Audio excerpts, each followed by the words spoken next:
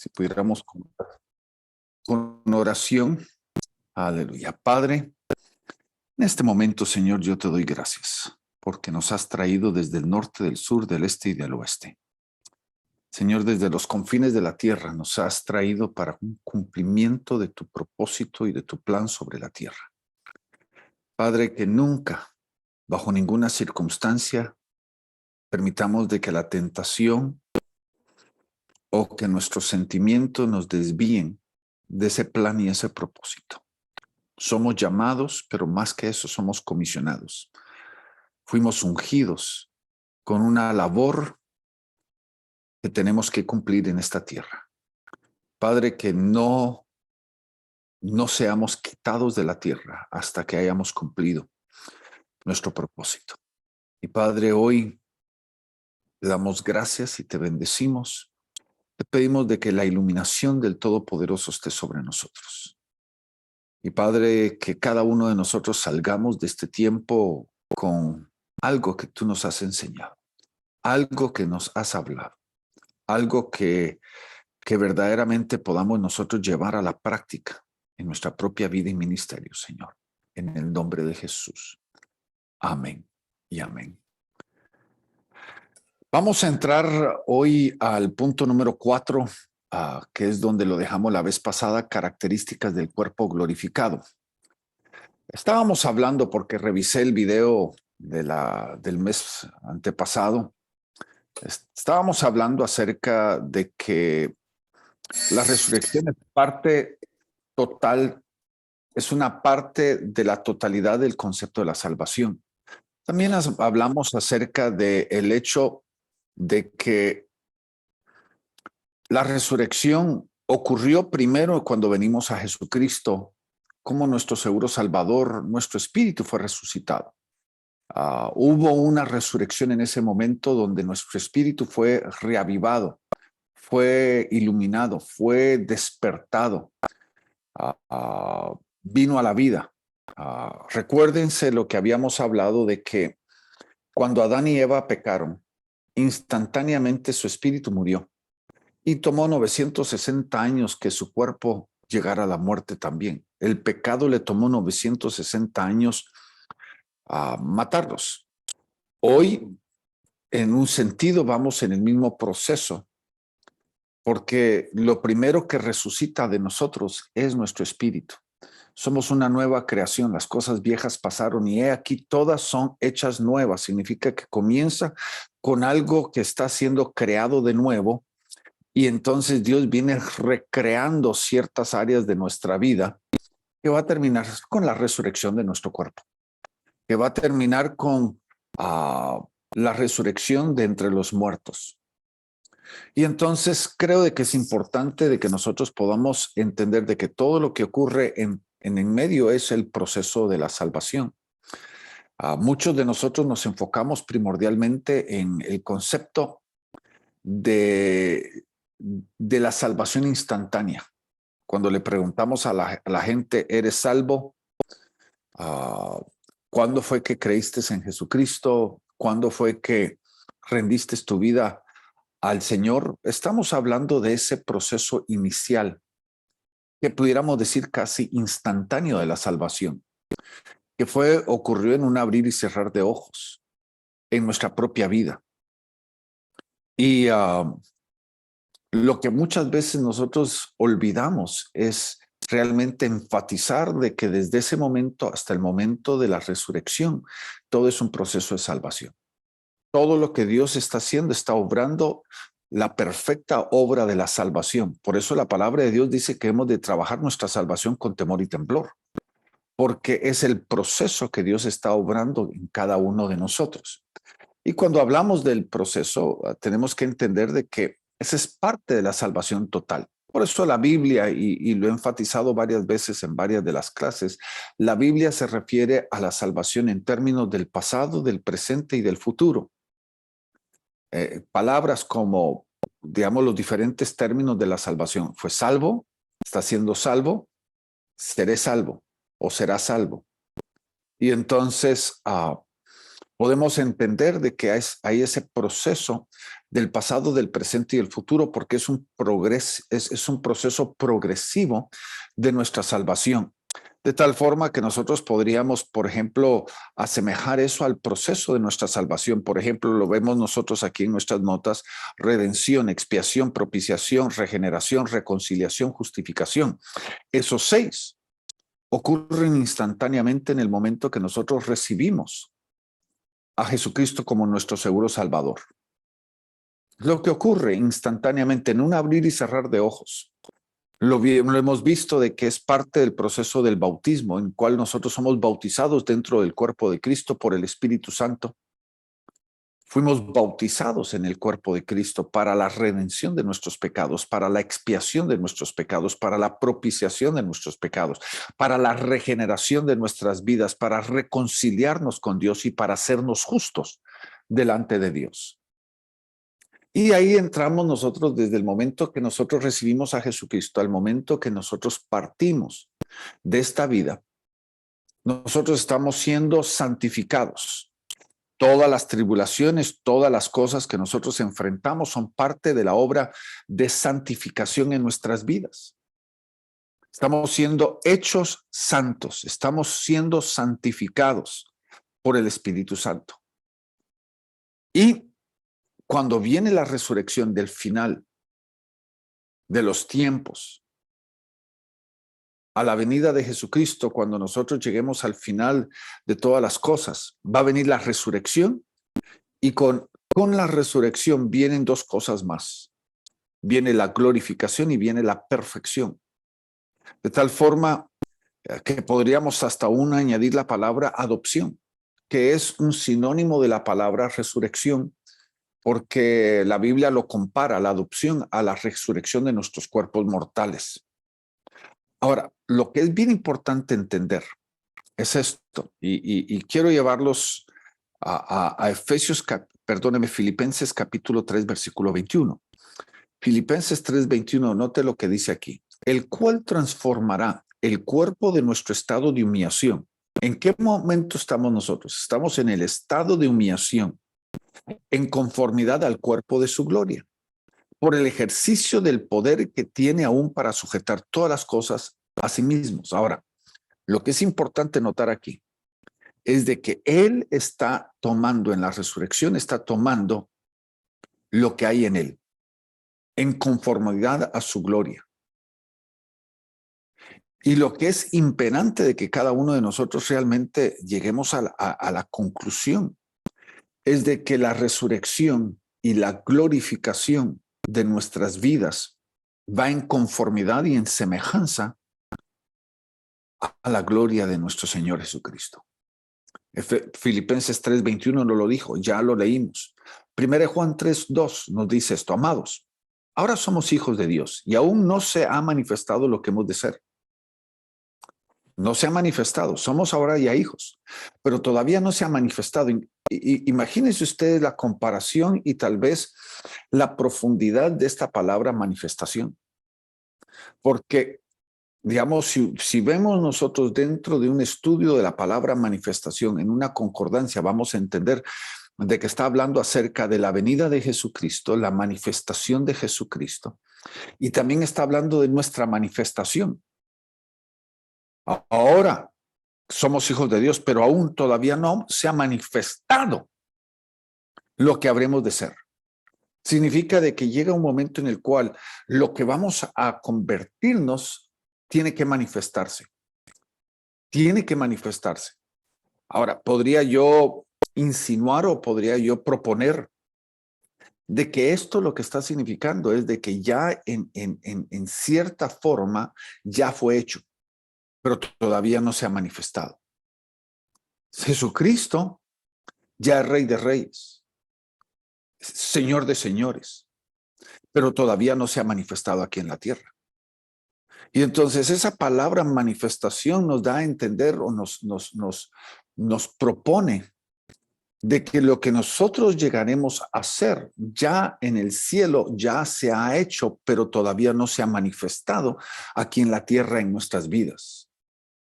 Ahora, sigamos a la segunda parte. Dice, pero sabemos que cuando Él, Jesucristo, se manifestare, entonces seremos semejantes a Él porque le veremos como Él es. Ahora, eso es bien importante porque creo que aquí es donde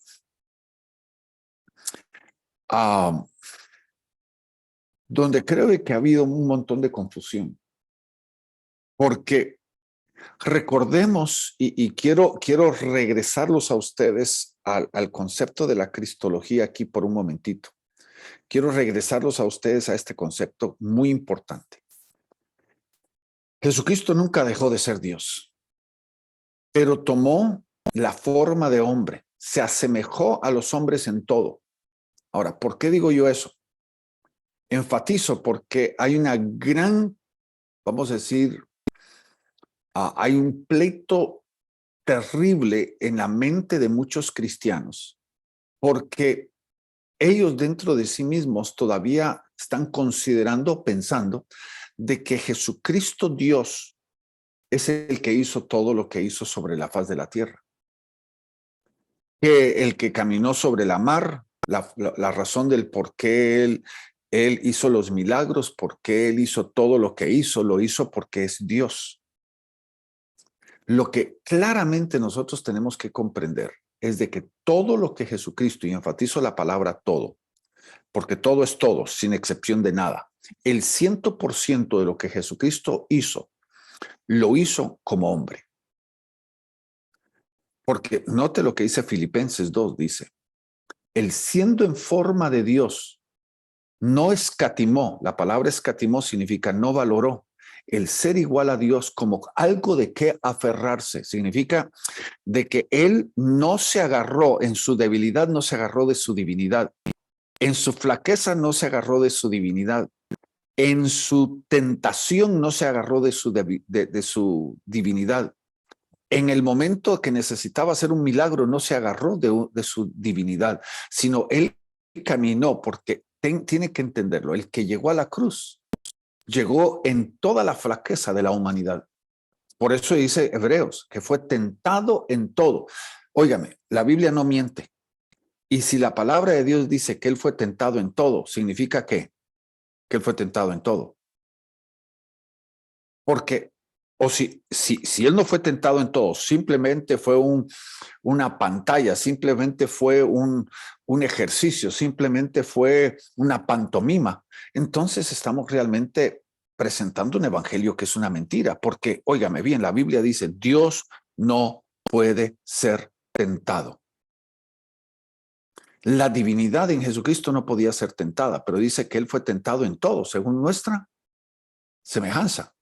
Y ahí es donde creo de que muchos de nosotros nos estancamos profundamente en la cristología, porque tal vez nos hemos convencido de que todo lo que Jesucristo hizo, lo hizo como Dios, cuando tenemos que realmente entender de que el que llegó a la cruz tenía que llegar en toda debilidad de su humanidad. Si él se aferró, porque Filipenses 2 lo dice, que no se aferró a su divinidad como cosa de que aferrarse, no se agarró en su debilidad o en su necesidad de su divinidad, sino que mantuvo su humanidad, porque él, óigame bien, aquí es donde quiero que cerremos el círculo. Él tenía que mostrarnos un camino. Si él hubiera, voy a ponerlo en esta analogía, si él hubiera tomado un solo paso en divinidad, nosotros no podríamos seguir sus pasos. Sería imposible que nosotros pudiéramos haber seguido sus pasos. Y entonces, ¿qué pasa? ¿Qué pasa? Nosotros tenemos que comprender de que él abrió el camino.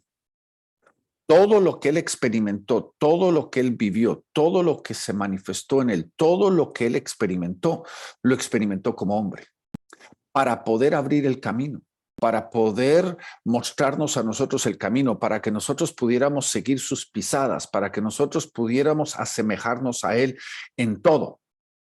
Él tuvo victoria, nosotros podemos tener victoria. Él pudo hacer esto, nosotros podemos hacerlo. Ahora, aquí es donde creo que debe usted entenderlo, porque aquí en 1 Juan 3:2, la segunda parte dice, pero sabemos que cuando Él se manifieste, seremos semejantes a Él porque le veremos como Él es. Oiga, si el que vemos lo vemos en divinidad, nosotros no podemos ser como Él. Pero al que veamos, lo vamos a ver todavía en humanidad. Y yo sustento esto. Sería complejo poder estancarme el día de hoy aquí, pero yo sustento esto. Que Filipenses capítulo 2, versículo 5 en adelante, Jesucristo tomó la forma de hombre permanentemente por toda la eternidad. No estoy declarando de que Él no retome su divinidad o no se revista de nuevo de su divinidad en cierto momento de la historia. Podría ser después del juicio final, cuando todos entremos a la eternidad, de que Él se revista de nuevo de su divinidad. No lo sé. Lo que sí puedo yo creer conforme al plan perfecto de Dios, y lo podemos nosotros recalcar varias veces en el libro de Hebreos, cuando habla sobre Melquisedec. Recuerde de que todos somos sacerdotes tomados de entre los hombres a favor de los hombres. Y en 6 diferentes oportunidades en el libro de Hebreos, hablando sobre Jesucristo como el sacerdote, el sumo sacerdote, dice esta frase, para siempre. Él es el sumo sacerdote para siempre. Esto, recuerde, Él es tomado de entre los hombres a favor de los hombres. Significa de que tiene que ser un hombre el que se vuelva sumo sacerdote. No puede ser divino, no puede ser angelical el que se vuelva sumo sacerdote. Tiene que ser 100% hombre. Y entonces yo sustento de que Jesucristo va a mantener su humanidad eternalmente. Pero hasta ahora no ha tomado su divinidad de nuevo. Ahora, no le estoy diciendo de que Él la perdió. Significa de que está inactiva su divinidad, porque lo que está haciendo aún todavía hoy sentado en el trono lo está haciendo como 100% hombre. Porque recuerde, ¿qué dice? De que cuando le veamos, seremos como Él es. Aquí es donde creo que es bien importante que nosotros tomemos esta frase y entendamos claramente de que está hablando de humanidad. No estamos nosotros de que nosotros vamos a ser como dioses, sino estamos diciendo claramente de que llegaremos nosotros a esa medida de la estatura del plan y el propósito que Dios ha tenido para la humanidad desde antes de la creación. Un nivel de perfección, un nivel de gloria. Y lo vamos a alcanzar cuando nosotros veamos a Jesucristo, seremos como Él es, cuando le veamos. Y por eso es tan importante. Ahora, ¿cuándo va a ocurrir esa glorificación? Va a ocurrir en el momento de la resurrección. ¿Qué dice 1 Pedro 4:14? Dice, si sois vituperados por el nombre de Cristo, dichosos sois, pues el Espíritu de gloria, ahí está, quiero que entienda. Muchos de nosotros no entendemos esta palabra gloria. Por ejemplo, el Espíritu de gloria o la corona de gloria. Por ejemplo, la palabra de Dios dice que vamos a ser coronados con gloria. Ahora, ¿está hablando de una corona de oro con perlas y esmeraldas y diamantes? No, significa de que la gloria nos va a coronar a nosotros, que será la gloria la que nos va a coronar. Nosotros seremos coronados con gloria. Será nuestra, vamos a decir, el momento de nuestra mayor levantamiento, alzamiento. Nosotros vamos a ser coronados con gloria. Y ahí es donde yo creo que es imperante de que nosotros podamos claramente comprender esa gloria que vamos a estar recibiendo, porque viene en el momento de la resurrección. Ahora no te dice, pues el Espíritu de gloria y de Dios reposa sobre vosotros. Ciertamente por ellos es blasfemado, pero por ellos es glorificado. Porque vamos a recibir La gloria a semejanza. Ahora, quiero que entienda. Aquí es donde entramos nosotros a algo muy, muy peculiar. Y eso es, vamos a usar el simbolismo del sol y de la luna. 1 Corintios, capítulo 15, versículo 39 al 41. Si usted lo lee, usted va a entender de que ahí hace una analogía, una comparación con vamos a decir, los planetas, las estrellas, los soles, y hace una comparación bien interesante porque dice aquí, mire, voy a comenzar el versículo 40. Los cuerpos, hay celestes y cuerpos terrestres. Una ciertamente es la gloria de los celestes y otra es la gloria de los terrestres. Ahora, ¿de qué está hablando? ¿Está hablando del sol y la luna? No, está hablando de la gloria de lo espiritual y la gloria de lo terrenal.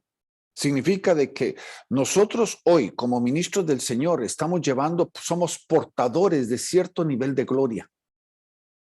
Nosotros somos portadores de la gloria de Dios. Hoy, aquí en el cuerpo físico, nosotros portamos su gloria. Eso se manifiesta en el momento de nuestra administración. Eso se manifiesta cuando nosotros oramos por la gente y el Señor responde. Hay un nivel de gloria que se está manifestando. Ahora, sigamos adelante, versículo 41. Ahora note aquí las palabras son bien importantes. Otra es la gloria del sol y otra es la gloria de la luna. Otra es la gloria de las estrellas, porque una estrella es diferente a la otra en gloria. Ahora, ¿por qué enfatizo esto? Porque miren, nosotros en el momento de nuestra glorificación y de nuestra resurrección, nosotros no vamos a tener gloria por nosotros mismos. La luna no es portadora de su propia luz. La luna solamente refleja la luz del sol. Nosotros como hijos de Dios seremos portadores de la gloria de Jesucristo. Reflejaremos eternalmente su gloria. Él compartirá su gloria con nosotros. Él nos dará de su gloria a nosotros. Y por eso dice, en primer lugar, que una es la gloria del sol y otra es la gloria de la luna. Ahora, note aquí, la segunda cosa que creo que es bien importante entender y clarificar en cada uno de nosotros, porque muchos de nosotros tenemos el pensamiento de que todos somos iguales, que delante de Dios no hay diferencia entre el uno y el otro. Creo que el común denominador que nosotros tenemos entre todos los hijos de Dios, el común denominador es este. Primero, todos somos pecadores. Segundo, todos somos portadores de la gracia, receptores de la gracia. Ese es el común denominador. Fuimos salvos por gracia. Esto no es de nosotros, pues es don de Dios, no por obra para que nadie se gloríe. Ese es el común denominador. Ahora, desde ese punto en adelante tenemos que entender de que las obras de nuestra vida no nos salvan, pero son obras que van a ser tomadas. Malaquías capítulo 3, si no me equivoco, en el último, los últimos versículos del Antiguo Testamento, ahí en Malaquías, nos habla acerca del libro de la memoria. Ahí en el capítulo 3, versículo número 16. Dice, entonces los que temen a Jehová hablaron cada uno a su compañero, y Jehová escuchó y oyó, y fue escrito el libro de la memoria delante de él para que los que temen a Jehová y para los que piensan en su nombre. Entonces, lo que tenemos que entender es esto. Hay un libro que se está escribiendo de nuestras obras. Y cuando nosotros nos presentemos en el tribunal de Jesucristo y claramente lo entendemos, vamos a ser juzgados conforme a nuestras obras. Y ahí vamos a recibir la recompensa. Lo entendemos por la parábola de los talentos, por la parábola de las minas, entendemos eso por todas las demás manifestaciones que tienen que ver con esto. Ahora, ¿qué es lo que nos está definiendo en el versículo 41 ahí en 1 Corintios capítulo 15? Oigan lo que dice la última frase aquí, dice, porque una estrella es diferente a la otra en gloria. ¿Qué significa? De que cada uno de nosotros vamos a ser recompensados en gloria, conforme a la medida de nuestras obras. La recompensa, una de ellas, va a ser gloria, conforme a lo que nosotros podemos encontrar aquí. Ahora, vamos a saltarnos al próximo punto en nuestras notas. Esto va a ocurrir en la venida del Señor Jesucristo. La primera resurrección, como lo vamos a ver, ocurre en la venida del Señor Jesucristo. Ahí en el versículo 50 al 54, pero nos vamos a enfocar en el versículo 52, que dice, en un momento, en un abrir de ojo, a la final trompeta, porque será tocada la trompeta y los muertos se levantarán sin corrupción y nosotros seremos transformados. Ahora, esto va mano a mano con 1 Tesalonicenses. Si nosotros vemos ahí el versículo 14, 15, 16, y enfatiza el versículo 17, dice aquí, luego nosotros, los que vivimos, los que quedamos juntamente con ellos, seremos arrebatados en las nubes a recibir al Señor en el aire y estaremos para siempre con el Señor. Ahora, ¿qué es lo que nos enfatiza 1 Corintios 15? Que lo que ocurrirá en ese momento de la venida de Jesucristo, los muertos resucitarán, pero los vivos serán transformados. Pero los dos terminarán en el mismo lugar, que se hará la glorificación. Los muertos resucitarán, los vivos serán levantados y los dos terminarán en la misma condición, vamos a decir, de glorificación, porque creo que es importante entender. La glorificación es un estado de gloria. Es algo que Dios está obrando en nosotros. Ahora, ¿por qué regreso a esto? Porque la pregunta es, ¿cómo nos vamos a asemejar a Él? Porque Filipenses capítulo 3, versículo 20 y 21, ya leímos el 21 hoy, pero el versículo 20 dice, porque nuestra ciudadanía está en los cielos, de donde también ansiosamente esperamos a un Salvador y el Señor Jesucristo, el cual transformará, otra vez ahí está la palabra transformará, el cuerpo de nuestro estado de humillación. ¿En qué condición estamos nosotros hoy? Como pecadores estamos en el estado de humillación. ¿Cuál era el plan y el propósito de Dios? Desde el principio, el plan y el propósito de Dios siempre fue la gloria. Pero hoy estamos en el estado de humillación, en conformidad al cuerpo de su gloria. Significa que vamos a ser transformados de la humillación a la gloria. Ahora, anote aquí, por el ejercicio del poder que tiene aún para sujetar todas las cosas a sí mismo. Ahora, vamos a ser transformados a la condición de gloria, a conformidad a su cuerpo. ¿A qué cuerpo? Al cuerpo de Jesús. A su cuerpo de gloria.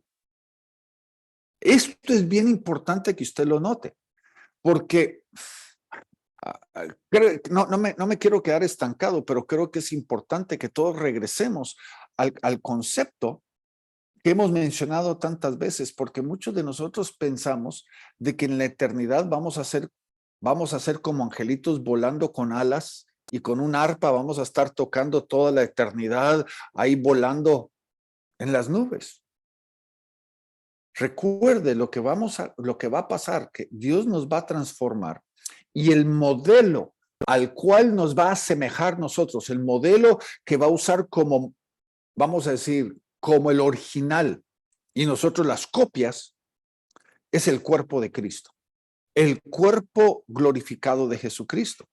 Según de Pedro 1:4 dice, por medio de los cuales nos ha concedido sus preciosas y maravillosas promesas, a fin de que por ella lleguemos a ser partícipes, note aquí, de la naturaleza divina, habiendo escapado de la corrupción que hay en el mundo por causa de la concupiscencia. Ahora, ¿cómo vamos a participar? Vamos a participar en un sentido de la palabra, lo que dice David, que él en nosotros ha puesto, vamos a decir, un chispazo de divinidad.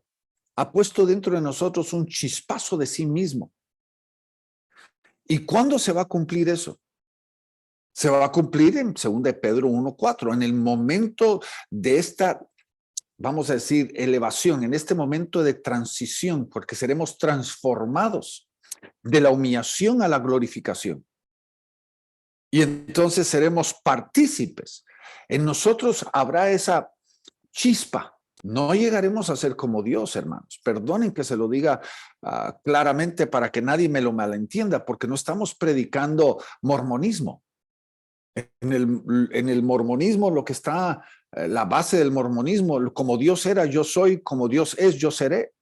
Claramente ellos están predicando de que todo ser humano tiene la capacidad de llegar a ser Dios. Nosotros claramente estamos estipulando de que la glorificación es esa chispa de la gloria de Dios en nosotros. De eso es lo que la palabra de Dios está hablando aquí. Ahora, vayamos al próximo punto, es bien importante.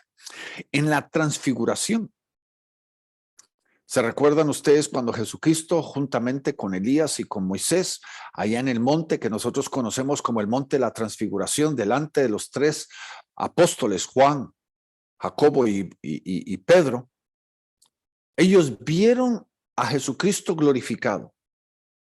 Ellos vieron la gloria de Jesucristo. Ahora, ¿Jesucristo la perdió? No. Estaba dentro de él, no se había manifestado todavía, pero ya estaba dentro de él la gloria. Y ese es el primer instante, el primer ejemplo de la gloria que Dios quiere darnos a nosotros. Porque recuerde, estamos hablando del cuerpo de su gloria. A semejanza al cuerpo de su gloria. Significa, óigame bien, les quiero hacer una pregunta bien sencilla. ¿Dios tiene cuerpo? Hay dos cosas tangibles que nosotros tenemos que entender. Primero, Dios es espíritu. La Biblia lo dice, de tal forma que Él no tiene cuerpo. Segundo, dice, nadie ha visto jamás a Dios. Búsquenlo en su Biblia, usted va a entender. Nadie ha visto jamás a Dios. Por eso Jesucristo dijo, el que me mira a mí, mira al Padre. Ahora, Dios no tiene cuerpo. Entonces, ¿de qué está hablando? No está hablando de Dios, está hablando de nuestro Señor Jesucristo. Ahora, nos está demostrando el cuerpo de su gloria para que nosotros empecemos a entender lo que va a ocurrir en la resurrección. Vaya conmigo a Mateo capítulo 17, versículo número 2, para poder empezar a comprender esto. Está bien. Primero, dice aquí, se transfiguró delante de ellos y su rostro resplandeció como el sol. Recuerde 1 Corintios 15.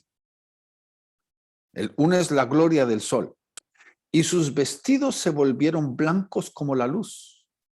En el capítulo de Mateo 9:3 dice, y sus vestidos se volvieron resplandecientes.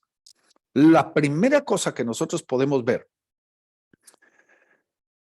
es, aquí estamos empezando tenemos una ventana al poder empezar a entender a Jesucristo glorificado. El que volverá en las nubes. ¿Cómo va a ser Él?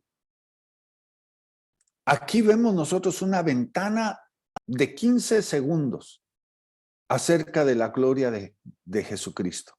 Lo primero que vemos es dice de que Él resplandecía como el sol y sus vestiduras también se volvieron resplandecientes. Ahora, ¿por qué? Porque note aquí lo que dice Apocalipsis 21:23. Bien interesante esto, porque vayamos hasta Apocalipsis ahora por un momentito. Note aquí, dice, y la ciudad no tiene necesidad de sol ni de luna que la iluminen, porque la gloria de Dios la ilumina y el Cordero es su lumbrera. ¿Qué es lo que estamos viendo aquí? Note aquí, que dentro de él tiene una luz interior. Ahora, imagínense, nosotros le enfatizamos todo el tiempo. Jesucristo dijo, yo soy la verdad. Ahora, ¿qué entendemos de eso? Entendemos de que Él es, no tiene la verdad, Él es la verdad. Él es la esencia de la verdad. Ahora, si Él dijo, yo soy la verdad y nosotros entendemos eso, ¿acaso Él no dijo, yo soy la luz?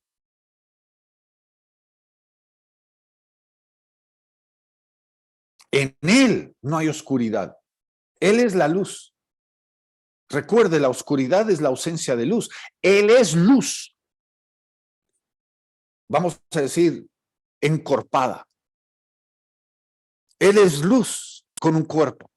Ahora, ¿qué es lo que vemos nosotros al final? Porque Apocalipsis 21, si nosotros vemos esto de Apocalipsis 21, eso ya nos está dando una lumbrera, nos está dando una vista muy opaca, muy difícil de comprender de lo que va a suceder después del milenio. Recuérdese, final de Apocalipsis 20 es donde viene el juicio final. Dice de que el infierno dará sus muertos y el infierno y los muertos serán lanzados dentro del lago de fuego y azufre. Todo aquel que no está escrito en el libro de la vida también será lanzado dentro del lago de fuego y azufre, que es la muerte segunda, dice. Y de ahí comienza el capítulo 21, que habla acerca de lo que va a suceder después del milenio. Ahora, quiero proponerle a usted, y usted estudie, de que esto no va a suceder en el cielo. Esto es vamos a decir, un acto, es un evento terrenal. Y lo puede comenzar viendo usted, por ejemplo, ahí en el capítulo 21 de Apocalipsis, en los primeros 6, 7 versículos, habla acerca de la nueva Jerusalén que desciende de Dios, del cielo y de Dios a la tierra. Y habla en el capítulo 22 acerca del paralelismo entre el Edén y lo que va a suceder en esa ciudad, los dos ríos, el árbol que tiene 12 frutos, que son la sanidad de las naciones, que tiene 12 etapas, 12 frutos al año. Y ahí es donde habla acerca de Jesucristo como lumbrera. No va a haber necesidad del sol ni de la luna, porque Él es la lumbrera de ellos. Bien importante entender eso. Ahora, vayámonos al punto número 5, 2 Corintios 3:7. Voy a leer el versículo, dice, y si el misterio de muerte grabado con letras de piedra fue con gloria, de tal manera que los hijos de Israel no podían fijar la vista en el rostro de Moisés por causa de la gloria de su rostro que se desvanecía. Ahora, quiero proponerles algo. Miren, ¿qué ocurrió en el momento de la transfiguración? Estoy hablando en aquel monte de la transfiguración. Jesucristo entró a lo que nosotros podríamos llamar el Kairos, un pedazo del cielo en la tierra. Descendió el cielo a la tierra y los 3 discípulos que estaban viendo algo que estaba ocurriendo. Ellos en el Cronos, pero lo que estaba ocurriendo es en el Kairos. El cielo descendió a la tierra. Y literalmente se manifestaron los 3 personajes importantes, vamos a decir, espiritualmente hablando. La ley, los profetas, la gracia. La conjugación de los dos era la gracia. Recuerde, la ley y los profetas apuntaban a Jesucristo. Ahora, uno de ellos no había muerto. Elías. Elías fue alzado en la carroza de fuego. Moisés sí había muerto. Pero le voy a preguntar, ¿qué era más fácil?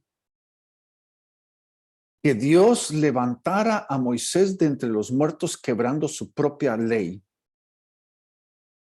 ¿O que Dios, cuando Moisés estaba en el monte de Sinaí por 80 días, lo trasladara a través del espacio y el tiempo a otro monte llamado el monte de la transfiguración? ¿Cuál de los dos hubiera sido más fácil?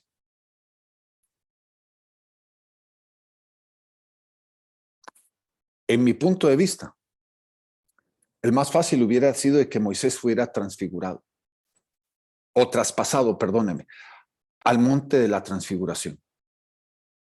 ¿Por qué? Porque óigame bien, cuando él descendió del monte después de los 80 días, dice de que él, su rostro había sido transfigurado.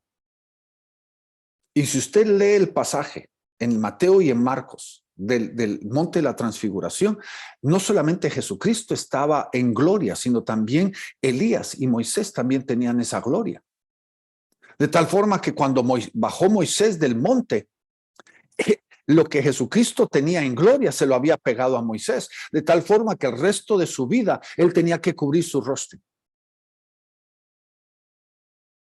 porque era algo imposible de ver.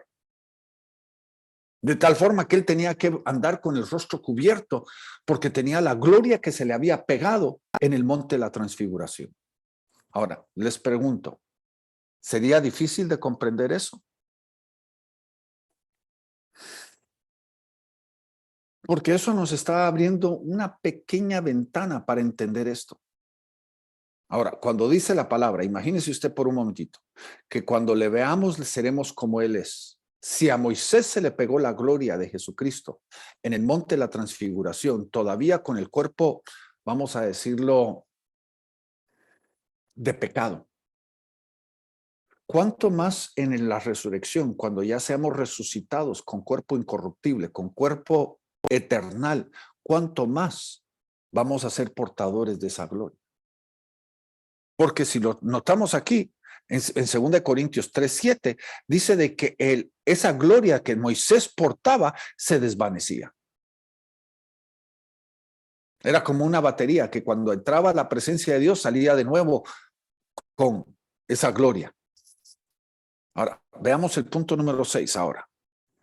Veamos las características de este cuerpo resucitado, el cuerpo de Jesucristo. Porque si Jesucristo es la imagen de este cuerpo celeste, de este cuerpo celestial, de este cuerpo glorificado, si Él es la imagen de eso, quiero que lo veamos claramente. En primer lugar, no es un cuerpo angelical, es un cuerpo de carne y de hueso. Ahora, note aquí, Lucas 24:39 dice, mirad mis manos y mis pies, que yo soy yo mismo. Palpadme y ver, porque un espíritu no tiene carne ni huesos, como veis que yo sí tengo. Ahora, lo que claramente entendemos aquí, hermanos, es esto. En primer lugar, el cuerpo de Jesucristo que se presentó delante de los apóstoles, primero los 10, después los 11, porque Tomás fue añadido, era de carne y hueso. Ahora, no sé si usted nota de que le falta un ingrediente más, la sangre. Ahora, ¿por qué es de que no aparece este concepto de sangre aquí? Es porque creo que es importante entenderlo. Primero, su sangre fue derramada. Segundo, el ser humano natural, su sangre es la vida. El cuerpo resucitado ya no necesita la sangre para poder tener vida. La gran diferencia. Ya no es la sangre la que sustenta la vida. Pero todavía Jesucristo viene y dice, miren, yo soy carne y hueso todavía. Metan el dedo, toquen ustedes, palpen ustedes en mis manos y van a poder, si meten el dedo y tocan, van a poder tocar hueso ahí. Porque imagínese usted todavía, no había cerrado vamos a decir, esa herida no había cerrado. Ahora, si usted entiende la química y la naturaleza, va a entender, la sangre es necesaria para poder cerrar toda herida. Cuando sangra y se coagula la sangre, empieza a formar esa capa de protección para que pueda cerrarse completamente. Al no haber sangre, no se cerró ese lugar, de tal forma de que Jesucristo todavía en el trono tiene los orificios de las heridas que él sufrió en la cruz. Le veremos todavía con las marcas, aún después de 2000 años, le veremos todavía con las marcas de lo que él sufrió en la cruz del Calvario. Pero regresemos, no nos desviemos de eso, era de carne y hueso. Segundo, la sangre es la vida del ser humano, pero Jesucristo ya no necesitaba esa sangre. De tal forma que el cuerpo resucitado no va a necesitar de la sangre. Y por ende, la vida no va a depender de la sangre, sino va a depender del poder de Dios. Tercero, note, Juan 20:20, les mostró las manos y su costado. Otra vez recalca de que tiene cuerpo. Y como tiene cuerpo, oiga bien, aquí es bien importante, Jesucristo todavía como ser humano, porque el que resucitó no fue ni espíritu, ni fue divino. El que resucitó fue hombre. Y la naturaleza humana, como ya lo hemos visto nosotros en el pasado, la naturaleza humana tiene materia, tiene genética y tiene masa. Espacio, si lo queremos llamar de esa forma también. Jesucristo era 100% hombre con materia, genética, masa. Nosotros cuando resucitemos no vamos a perder nuestra naturaleza humana. El Señor va a agarrar nuestro ADN de todos lados, el Señor va a agarrar nuestro cuerpo, lo va a reformar. La quinta cosa aquí, el cuerpo de Jesucristo no estaba limitado a las leyes naturales. Por ejemplo, leyes bien sencillas. Necesito comer para vivir, necesito agua para sobrevivir. Bien sencillo. La base de mi vivencia en mi cuerpo depende de lo que yo voy a tomar. El agua, la comida, pero también el cuerpo de Jesucristo ya había alcanzado una naturaleza diferente. Y esa naturaleza tiene que ver con el hecho de que las leyes naturales ya no estaban subyugándolo. Por ejemplo, en el concepto natural, vemos nosotros la ley de la física. Una masa no puede traspasar otra masa. Son dos objetos, no pueden traspasar el uno al otro. Pero cuando estamos ya con nuestro cuerpo glorificado, esas leyes ya no van a funcionar. Ahora, usted me podría decir, pero ¿de dónde está sacando usted eso? Bueno, Jesucristo, recuerde, apareció y desapareció. ¿Cuántas veces Jesucristo apareció y desapareció durante los 40 días? Ahora, podría yo decir, está registrado que él apareció y desapareció varias veces. La primera vez que apareció fue en la tumba. Después desapareció. Cuando estaba caminando con aquellos hombres en camino a... Bueno, ustedes ya saben, ahorita tengo la mente en otro lado. Cuando él se le apareció y se le desapareció a sus discípulos. Entendemos ese concepto.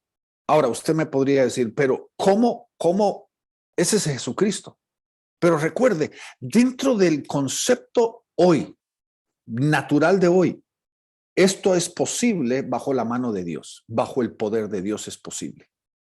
Veamos nosotros, Enoc fue transpuesto. Elías corrió más rápido que un caballo. Elías fue alzado al cielo. La fuerza de Sansón. Moisés no comió ni bebió por 80 días. Moisés fue llevado al futuro, a la transfiguración. Pedro caminó sobre las aguas. Felipe fue traspasado a través del tiempo y la distancia en un abrir y cerrar de ojos. Juan fue llevado a la presencia de Dios y al futuro. Pablo fue transpuesto en espíritu a otro lugar. Y todo eso sin la glorificación. Todo eso sin la glorificación. Si eso pudo ocurrir en lo natural, lo que estamos hablando no es sencillamente esto, de que lo que ya Dios puso dentro de nosotros se va a hacer una realidad. Lo que Dios estableció en nosotros se va a volver una realidad. No lo podemos accesar nosotros hoy a consecuencia del pecado. Pero cuando ya seamos resucitados y nuestro cuerpo sea glorificado, ya lo que Dios puso como determinación va a ser posible. Y creo que es importante tomar nota de eso, ¿verdad? Ahora, vamos a irnos al punto F. Lo natural siempre tiene una forma permanente, más lo glorificado puede cambiar su forma y aspecto. Miren, la única forma que nosotros podemos cambiar nuestro aspecto es por varias formas. Primero, dieta. Podemos subir o bajar de peso, cambiar nuestra forma. 2, rasurarnos. Pero en realidad no estamos cambiando de forma. Lo que sí es importante entender, note usted, estamos viendo a través de una ventana oscura el cuerpo glorificado de Jesucristo. Y lo que podemos ver nosotros, a Jesucristo hubieron momentos que no lo reconocieron. Por ejemplo, María Magdalena. María Magdalena le había ministrado ¿cuántas veces María Magdalena había pasado con Jesucristo? Y Jesucristo se le aparece y ella todavía no lo reconocía. Ahora, usted podría decirme, sus ojos fueron enceguecidos para que ella no lo reconociera. Lo que pasa es esto. Oiga bien, el cuerpo glorificado puede alterar su tamaño, puede alterar su forma.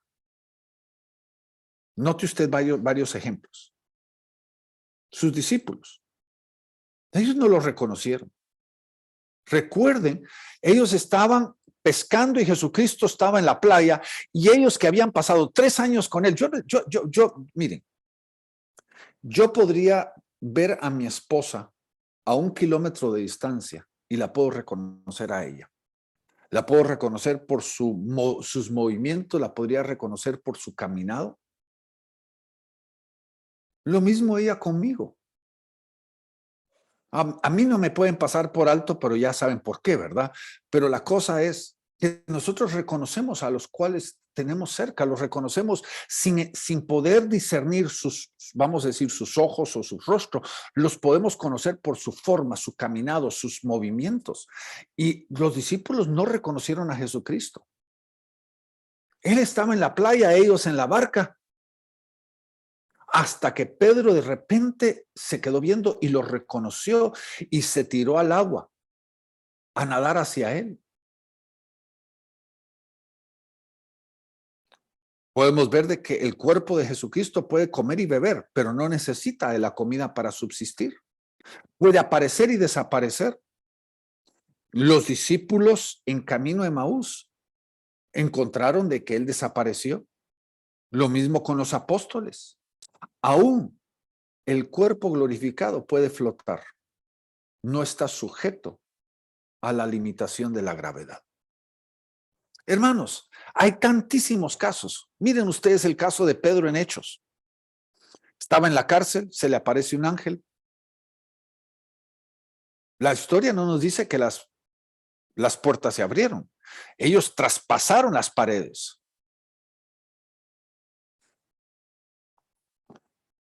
¿Está entendiendo lo que le estoy diciendo? Ahora vamos a irnos al punto número 5 y tratar de ya empezar a apresurarnos para terminar el día de hoy porque no quiero alargar esta clase. ¿Cuáles son las otras características del cuerpo glorificado? Primero, la Biblia dice que es incorruptible, es glorioso, es poderoso y es espiritual. 1 Corintios 15, ya leímos suficientes este pasaje. Incorruptible, glorioso. Corruptible significa que ya no puede ser tentado. Ya no va a regresar a corrupción. Ya no va a poder ser enterrado. Ya no va a morir. Es glorioso, es poderoso, es espiritual.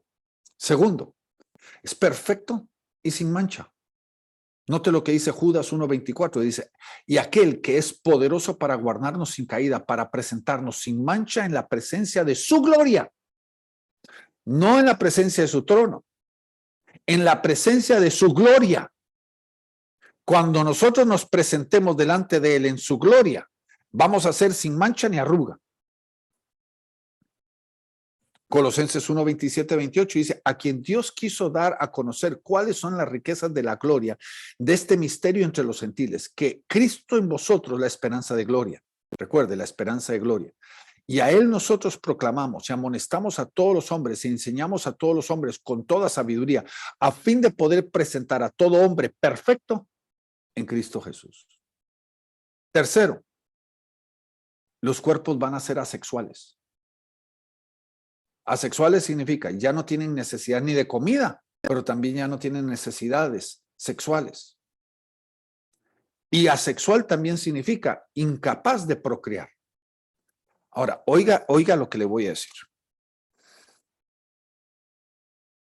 Es importante tomar nota, porque vamos a acelerarnos ahorita un poquito más, pero es importante tomar nota de que en las dos resurrecciones van a haber hay dos eventos diferentes. En la primera resurrección serán los escogidos los que van a ser resucitados. En la segunda resurrección, el resto de los muertos y de los vivos que no son parte de los escogidos van a ser resucitados. Ellos van a resucitar a gloria también, van a resucitar a vida eterna. Entre este periodo de la primera resurrección y la segunda resurrección es importante tomar nota de que van a haber nacimientos y van a haber muertes. Porque el pensamiento evangélico, tradicional, el pensamiento común es de que todos van a ser resucitados. Todos van a ser resucitados. Ahora, note lo que dice Isaías. Simplemente les voy a dar una ilustración. Isaías 65:20. Porque está hablando acerca del milenio. Aquí. Dice, versículo 20 dice, no habrá más allí, en el milenio, niño de días, el viejo que sus días no cumpla, porque el niño morirá de 100 años y el pecador de 100 años será maldito. Ahora, note usted, aquí hay 4 cosas bien importantes que hay que tomar nota sobre el milenio. La primera, imagínese que en el año 500 del milenio, aquí dice, el niño de días. ¿Qué significa? De que van a haber nacimientos. Segundo, el viejo que sus días no cumpla. ¿Qué significa? De que la edad se va a alargar. Imagínense, hoy el que llega a 70 años, bien se la vio. El que llega a 80, mejor. El que llega a 90, excepcional. Pero aquí está diciendo de que el viejo va a ¿qué? Va a vivir más. Tercero, note aquí, el niño morirá de 100 años. ¿Qué significa ahí? De que van a haber muertes en el milenio. Y cuarto, el pecador de 100 años será maldito. Significa de que el pecador va a seguir siendo maldito. Y va a haber ese ciclo de muerte y de nacimientos todavía en el milenio. Ahora, ¿por qué le digo yo esto? Porque el mal entendimiento de que todo el cuerpo de Cristo, la iglesia, va a ser resucitada en la primera resurrección. Si ese es el caso, hermanos, ¿para qué 1000 años? ¿Cuál sería el propósito de los 1000 años? Esa es una historia para otro tiempo, pero ¿cuál sería el propósito? Si toda la iglesia va a ser resucitada en la primera resurrección de la venida, entonces entremos a la eternidad, punto y aparte. ¿Para qué pasar 1000 años esperando otra cosa? Eso es lo primero. Pero lo que estoy enfatizando aquí es los que sean partícipes de la glorificación van a ser asexuales. Significa de que durante esos 1000 años ellos no van a ser sexuales, ellos no van a procrear, ni van a darse en casamiento, ni en matrimonio, ni van a tener hijos. Pero lo que puede probarles a ustedes es que van a haber nacimientos durante el milenio. ¿Quiénes? Los inconversos como los conversos. Cuarto, no van a tener necesidades básicas o naturales. Por ejemplo, dice Apocalipsis 7:16, dice, no tendrán hambre ni sed, el sol no caerá más sobre ellos, ni el calor alguno. Joel nos dice de que ellos caerán a espada y en lanza y no morirán, porque ya van a ser eternales. Ahora, vayámonos al punto número 6. Las resurrecciones postreras, la primera, son dos. La primera resurrección, bien importante, lo habla ambos en Mateo capítulo 24 y en 2 de Tesalonicenses, nos habla acerca de la primera resurrección. Pero note lo que dice aquí en Apocalipsis 25, que es que los quiero llevar para que ustedes simplemente miren lo que la Biblia dice, punto y aparte. Ahora, ¿qué dice la Biblia aquí en Apocalipsis 25? Dice, los demás, los otros, muertos, no volvieron a la vida hasta que se cumplieron los 1000 años. ¿Qué significa eso? Dice que los que no resucitaron en la primera resurrección van a tener que esperar 1000 años para la segunda resurrección. Porque dice, esta es la primera resurrección. Punto y aparte. Ahora, el versículo 6 dice, bienaventurado y santo es el que tiene parte en la primera resurrección. La muerte segunda no tiene poder sobre esto, sino serán sacerdotes de Dios y de Cristo y reinarán con él por 1000 años. Ahora, ahí claramente define la transformación, la resurrección, pero también define el rol y el papel que van a fungir durante 1000 años. Serán sacerdotes y reinarán con él. Ahí es donde se cumple 1 de Pedro. Reinaremos, somos reyes y sacerdotes para Dios nuestro Padre. ¿Qué significa? Que los que no participaron de esa resurrección y los que no participaron del arrebatamiento no tienen parte en este rol. Ellos van a tener que esperar la segunda resurrección. ¿Qué significa eso? Tengo una mala noticia para todos ellos. Van a morir durante el milenio. Van a morir. Su muerte va a ser más, no tan acelerada. Va a haber vamos a decir, un desaceleramiento de la muerte. ¿Por qué? Porque estamos conquistando la muerte. Recuerde, ¿cuándo se va a declarar vencida la muerte? Va a ser hasta el final del milenio. Después de 970 años, porque el hombre que vivió más fueron 970 años, Matusalén. Y cuando llegue alguien a vivir más de 970 años, ahí se va a declarar y va a decir, oh muerte, ¿dónde está tu aguijón? Hoy ya fuiste vencido.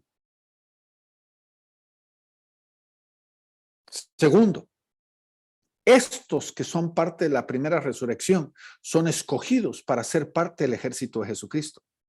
Por eso dice Apocalipsis 17:14, estos pelearán contra el Cordero y el Cordero le vencerá porque Él es Señor de señores y Rey de reyes. Y los que están con Él son llamados, escogidos y fieles. Para poder ser partícipe de ese ejército, tenemos que ser llamados, escogidos y encontrados fieles. Ahora, quiero lanzarme al tercero. Los escogidos son los que reinarán con Cristo en la tierra. Apocalipsis 5:10. Nos ha hecho para nuestro Dios reyes y sacerdotes y reinaremos sobre la tierra. Claramente, como les digo, esta no es una clase escatológica, estamos hablando sobre la resurrección. Pero lo que creo que es bien importante entender es de que los que van a resucitar en la primera resurrección van a resucitar no solamente para vida, sino para reinar con Jesucristo. Porque, hermanos, cualquiera que me ha oído detrás del púlpito por años, yo vengo con esta cantareta. Si tú no puedes reinar sobre tus circunstancias, ¿cómo crees que vas a reinar con Jesucristo? ¿En dónde está nuestra escuela de capacitación? Todos los días es nuestra escuela de capacitación para que nosotros aprendamos a reinar. Esta es mi escuela. Todos los días es mi escuela. Si no puedo aprender a reinar sobre mis circunstancias, ¿cómo voy a poder reinar con Jesucristo? Ahora, vamos a lanzarnos al punto número 7. La segunda resurrección es para todos. Eso va a incluir todos que van a ser llevados a juicio, incluyendo los creyentes. Porque, hermanos, aún los creyentes van a ser puestos a juicio. Unos para eterna condenación, otros para eterna vida. Pero todos van a ser puestos a juicio. Apocalipsis 25. Dice, los demás muertos, ahí está hablando de los que quedan, los que todavía están muertos, no volvieron a la vida hasta que se cumplieron 1000 años. Y esta es la primera resurrección. Ahora saltémonos al versículo 13 al 15. Dice, y el mar entregó los muertos que estaban en él, y la muerte y el Hades entregaron los muertos que estaban en ellos, y fueron juzgados cada uno según sus obras. Y la muerte y el Hades fueron arrojados en el lago de fuego. Esta es la muerte segunda, el lago de fuego. Y el que no se encontraba escrito en el libro de la vida fue arrojado en el lago de fuego. Lo que está dando a entender es de que todos los que no estaban en el libro de la vida fueron lanzados, pero los que sí estaban dentro del libro de la vida entraron a la eternidad. Entra, buen siervo, sobre lo poco has sido fiel, entra al gozo de tu Señor. La entrada a la eternidad. Y eso incluiría, dentro de lo que estamos nosotros presentando, incluiría a los que nacieron dentro del milenio. Miren, hermanos, perdone que les tire otro bombazo aquí. En la teoría pretribulacionaria de la venida de Jesucristo, usan el pensamiento de que una vez la iglesia sea arrebatada, el Espíritu Santo ya no tiene razón de estar aquí en la tierra. Y con la partida del Espíritu Santo se acabó la gracia. Ya no hay salvación. Si lo que estoy presentando, usted tiene testimonio de ello, si lo que estoy hablando, usted tiene verificación del Espíritu de que es lo correcto, de que los que van a ser arrebatados solamente son los escogidos. El resto de la iglesia, conforme a Apocalipsis capítulo 12, va a ser resguardada en el tiempo de la tribulación por Dios mismo y por la naturaleza, porque el enemigo, el dragón, va a lanzarse en contra de la mujer y de su descendencia. Va a ser resguardada. Pero ellos van a morir. Y en el milenio ellos van a seguir casándose y dándose en casamiento, procreando y dando a luz y nuevos nacimientos, como ya vimos en Isaías 65. Ahora, la pregunta es, ¿el hijo de un creyente tiene la oportunidad de ser salvo, aún habiendo nacido en el milenio? ¿Tiene la oportunidad? Yo pienso de que mientras que haya oportunidad, todavía la gracia puede salvar. ¿Y cuándo va a ser el último punto de la oportunidad?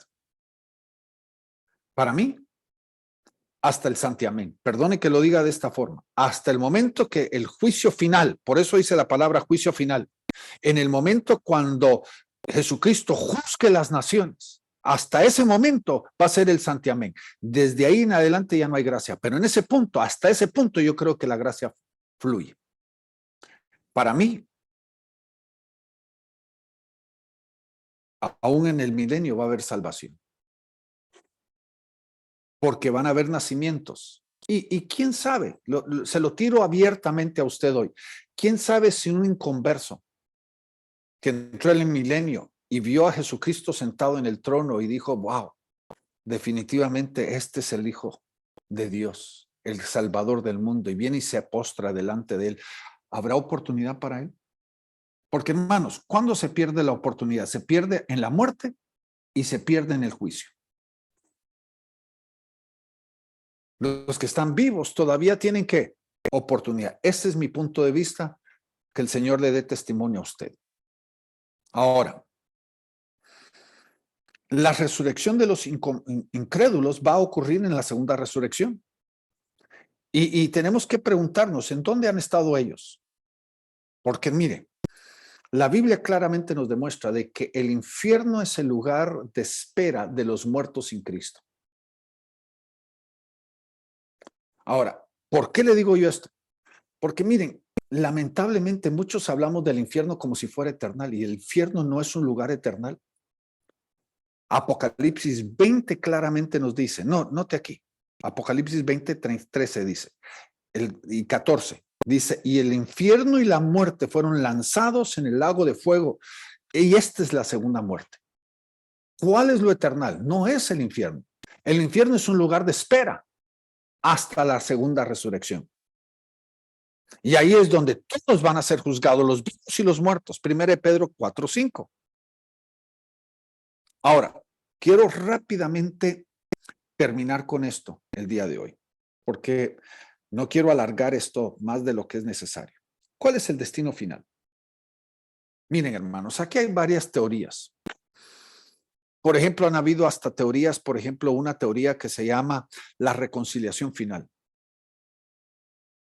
donde dicen de que después de un cierto cantidad de milenios, en el lago de fuego y azufre, aún Satanás va a ser redimido, que es por el fuego que van a ser redimidos, de tal forma que, vamos a decir, en unos 25, 30, 40 mil años de estar en el lago de fuego y azufre, todas esas almas van a ser redimidas y van a entrar a la eternidad gloriosa de Dios. La Biblia no nos dice eso. Miren, hermanos, yo he hecho un estudio de lo que yo llamo los absolutos en el tiempo, los absolutos de Dios en el tiempo, donde dice para siempre, nunca, jamás, perpetuamente. Y cuando habla del lago de fuego y azufre, usa términos perpetuamente y para siempre. ¿Qué significa eso? De que este tipo de teoría está completamente equivocada. La segunda, tenemos que entender de que el destino realmente, el final de los incrédulos no es el infierno, sino el lago de fuego y azufre. Ahora, a usted le podría parecer semántica, pero hermanos, nosotros no edifiquemos nuestros mensajes sobre una semántica. No, por favor, el decirle a la gente sobre el infierno, pero insinuar la perpetuidad del infierno sería equivocado. Si usted quiere enfatizar el infierno como un lugar temporal, hágalo. Pero si va a hablar sobre la perpetuidad eternal, hágalo, pero desde la perspectiva correcta. Hable sobre el lago de fuego y azufre, porque claramente lo es. Apocalipsis 20:13, Apocalipsis 20:14 y 15, Segunda de Pedro 2:20 y 21, claramente nos demuestra eso. Enfaticemos la verdad. No estemos simplemente tratando de darle a la gente lo que ellos quieren oír. Ahora, para los hijos de Dios, ahí está lo que nosotros tenemos que comprender. Primero, nosotros tenemos la promesa de la vida eterna. Salmo 133:3 dice, como el rocío de Hermón que desciende sobre los montes de Sión, porque desde ahí, desde Sión, enviará Jehová bendición y vida eterna.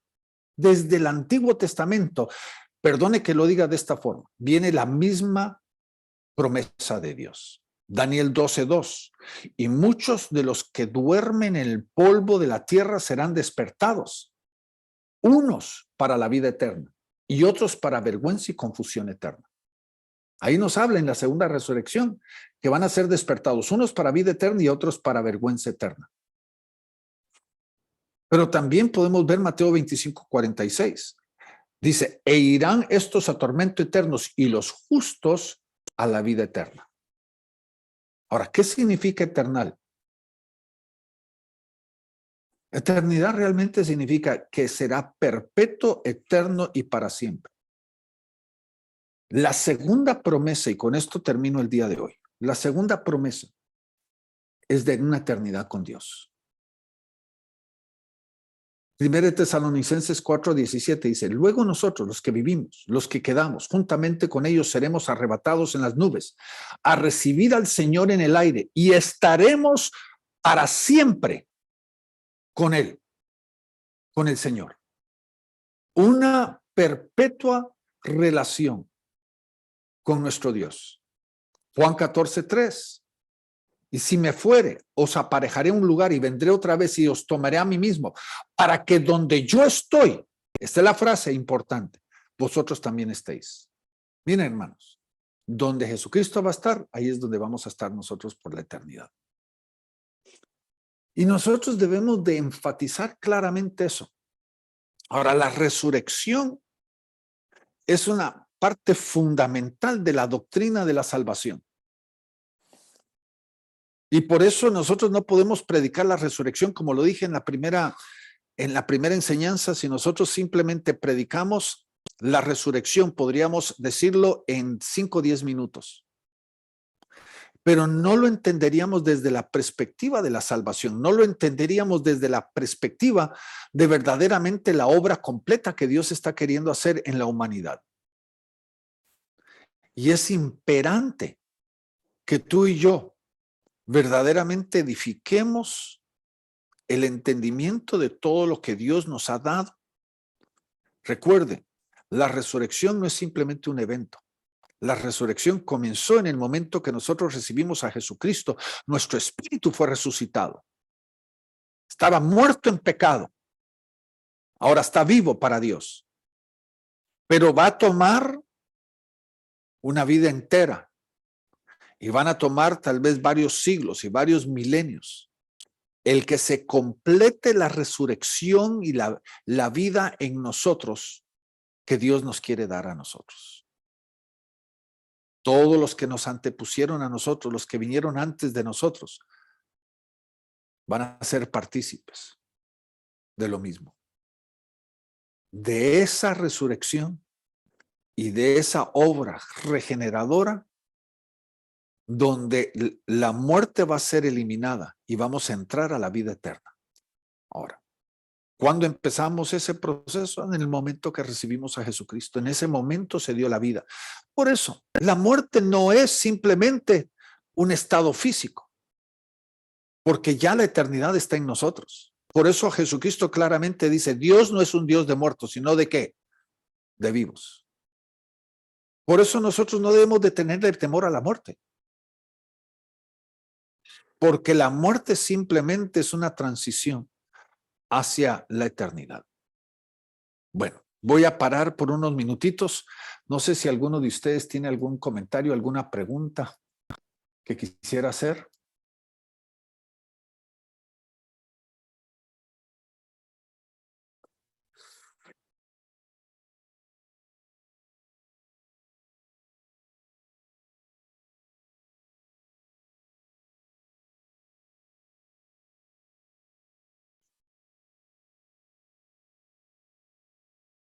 Bueno, si no la hay, bueno, ¿alguien? Bueno, Sí, Jorge. sí, agradecer porque habían cosas que no tenía muy claras, no las tenía muy claras sobre la segunda resurrección. Tenía clara la primera y la segunda resurrección no la tenía tan clara y eso me, me quedó muy claro. Y eso de que los que van a resucitar, ahí donde habla Filipenses, estaba convencido de que todos los cristianos y ahora entiendo de que no, solo aquellos escogidos, porque la vida continúa. Eso está muy bien. Bueno, Gracias, apóstol. no hay problema. ¿Alguien más?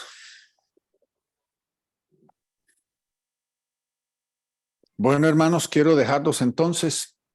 Los bendigo, los quiero mucho. Como siempre, termino esta reunión, estoy a una llamada de distancia. Por favor, siéntase en la libertad de llamar en cualquier momento. Les quiero recordar de que el 7 de marzo es nuestra próxima reunión. Apartemos ese tiempo. Démosle la importancia que el tiempo merece. Hermanos, yo lo hago. He dado clases en diferentes lugares. Estuve en Guatemala la semana pasada y tuve 2 diferentes discipulados por Zoom desde Guatemala. Yo soy intencional en apartar el tiempo y entonces quiero animarlos a que le demos importancia al tiempo que estamos tomando. Y entiendo de que hay algunos que tienen ciertas cosas que son difíciles de hacer comparaciones, pero tratemos de apartar ese tiempo. Entonces, el 7 de marzo, yo lo voy a hacer desde Chile. Voy a estar en Chile en esa semana y voy a mandarles a ustedes saludos desde allá. ¿Está bien? Entonces, quiero bendecir sus vidas, hermanos, y que la paz de Dios esté sobre ustedes, que el Señor pueda cumplir el propósito que Él se ha determinado cumplir en su vida y que nos lleve hacia esta tremenda eternidad que Él nos ha determinado para cada uno de nosotros. Padre, esta mañana, Señor, bendigo a tus siervos, a tus escogidos.